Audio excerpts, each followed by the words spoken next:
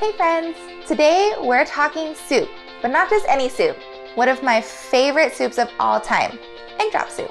Today's recipe is something that I have had in my pocket for so long, and I am so excited to finally be able to share it with you. Alright, in a big pot we're going to mix together 4 cups of chicken broth, some sesame oil, salt, pepper, and sugar. If you don't have any sesame oil around the house, that's totally okay. You can do without it. As we're waiting for that to heat up, we're going to combine equal parts cornstarch and cold water. This is what's going to make it thick. We're going to crack 3 eggs into a bowl, whisk it, and set it aside until our soup is ready. Once our broth starts to boil, add your slurry. Once our mixture is thick and bubbly, take it off the heat. Now this part is where all the magic happens. While we're stirring our broth, we're going to slowly add our egg. The slower you add it, the finer your egg strands will be.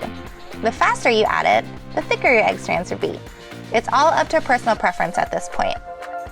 The key here is to add your eggs while you're off the heat. If you add it while it's boiling, then your eggs will get super foamy, and that is not what we want.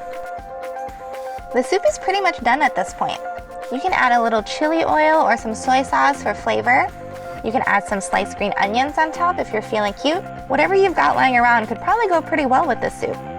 I seriously cannot get over how easy this soup is. It's like start to finish, probably less than 20 minutes. And this is for a big batch of soup. Seriously, crazy. I love it, but I hope you guys love it too. Thanks for dropping in. I'll see you guys next time.